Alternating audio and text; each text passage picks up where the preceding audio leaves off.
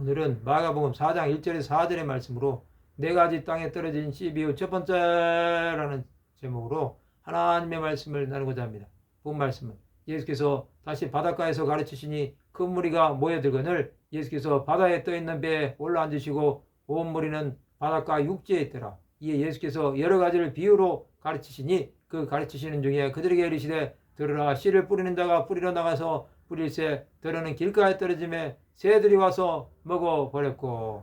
예수께서는 하나님 나라를 전파하는 것을 계속하셨습니다. 그는 바닷가에서 가르치셨습니다.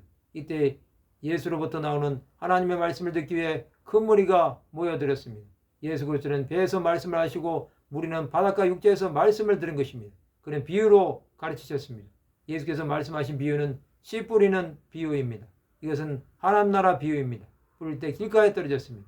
길가는 사람의 마음을 의미합니다. 길가 같은 인생들이 많습니다.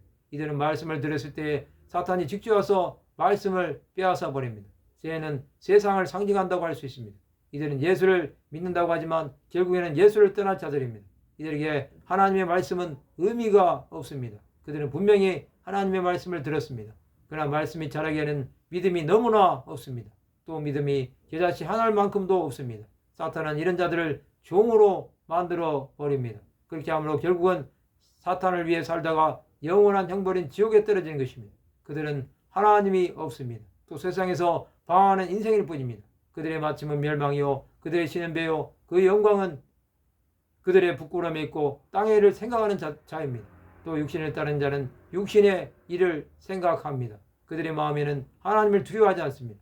또 하나님이 없이 살아가는 것이 더 편한 것입니다. 이런 사람들은 신앙생활을 하는 것이 아니라 사람을 만나기 위해 교회를 다닙니다. 그러다가 상처를 받으면 교회를 떠나고 결국에는 예수가 없는 사람이 되어버립니다.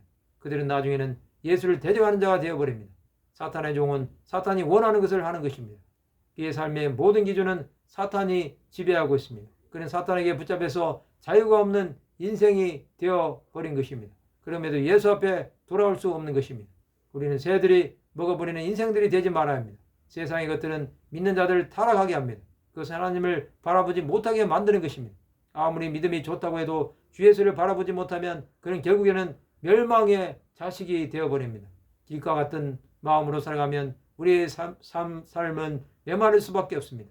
예수께서는 이런 인생들을 불쌍히 여기실 것입니다. 우리가 끝까지 주 예수를 따라가는 이유는 하나님을 바라보지 못하면 우리의 일생도 끝나기 때문입니다.